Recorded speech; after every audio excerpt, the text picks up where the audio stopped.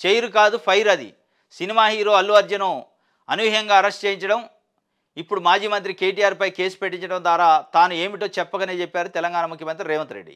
CM అంటే కేవలం కుర్చీ కాదు ఫైర్ అని రేవంత్ రెడ్డి రుజువు చేస్తున్నారు. అంటే ఏబిఎన్ రాధాకృష్ణ గారు ఏం చెప్తున్నాడంటే చైర్ కాదు అది ఫైరు, సీఎం రేవంత్ రెడ్డి కుర్చీలో కూర్చున్నాడు, అది కుర్చీలకు కాదు ఫైర్ అయిందట, నిప్పు. దేనికి? అల్లు అర్జున్ అరెస్ట్ చేయించిండట, కేటీఆర్ పైన కేసు పెట్టిండట, ఇక అయితే నిప్పు అయినట. మొత్తాన్ని అయితే రేవంత్ రెడ్డిని ఏదో మంట కలిపేటట్టే ఉండు ఏబిఎన్ రాధాకృష్ణ అనిపిస్తుంది.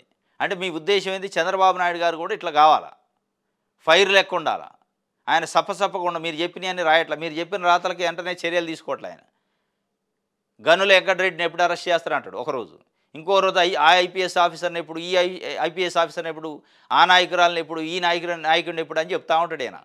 ఈయనకి ఎవరైతే టార్గెట్ లిస్ట్ పెట్టుకుంటాడో టేబుల్ మీద వాళ్ళపైన వార్తలు రాత్రి ఎమ్మటే చంద్రబాబు నాయుడుకి కేసులు పెట్టాలి, రేవంత్ రెడ్డి పెట్టినట్టు. ఇక అయిపోద్ది, కేసులు పెట్టగానే ఇక అయిపోయినట్టేనా? ఆయన చెప్తుండు రాజకీయాల్లో ఉన్నవారు పార్టీలు వేరైనా వ్యక్తిగత సంబంధాలు వదులుకునేవారు కారు.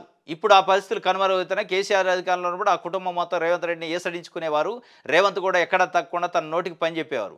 దీంతో ఇరుపక్షాల మధ్య వ్యక్తిగత వైషమ్యాల తారస్థాయికి చేరుకున్నాయి. ఈ నేపథ్యంలో ఫార్ములా ఈ రేస్ కేసు వ్యవహారం రేవంత్ చేతి అంటే రేవంత్ రెడ్డిని ఏసడించుకున్నారు కాబట్టి, రేవంత్ రెడ్డిని టార్గెట్ చేసిండు కేసీఆర్ కాబట్టి ఇవాళ చేసిండు అన్నట, లేదా నిజంగానే అక్రమాలు జరిగినా?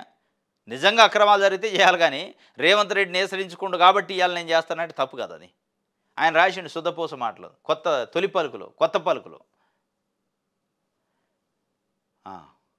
జగన్మోహన్ రెడ్డి ఆంధ్రప్రదేశ్ ముఖ్యమంత్రిగా ఉన్నప్పుడు సినిమా హీరోలతో ఆడుకున్నాడట.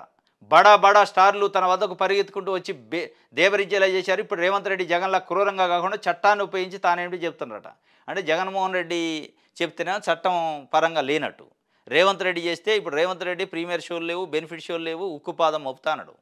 ఇదే మాట జగన్మోహన్ రెడ్డి ఆ రోజు అంటే ఇదే ఆంధ్రజ్యోతి ఏం రాసింది?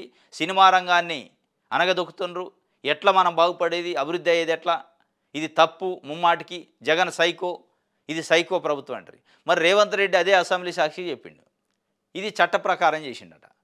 రేవంత్ రెడ్డి చేసినా జగన్మోహన్ రెడ్డి చేసినా బెనిఫిట్ షోలు ప్రీమియర్ షోలు రద్దు చేయడం అనేది కరెక్టు, ప్రజల కోణంలో ప్రజల మీద భారం లేకుండా చేయడం మంచిదే. కానీ ఆ చేసిన వ్యక్తిని బట్టి మీకు పొగడతలోనే ఎదుడు, అది మీ విలువలకి మీ నైతిక విలువకి బాధ్యత అనమాట. అంటే జగన్మోహన్ రెడ్డి చేసిన రోజు కూడా ఇదే మాట అని ఉంటే బాగుండేది, మీ గౌరవం పెరిగేది. ఆయన చేస్తేనే సైకో ముఖ్యమంత్రి రెడ్డి, రేవంత్ రెడ్డి చేస్తే చట్ట ప్రకారం చేస్తాను బాగా చేస్తానంటారు.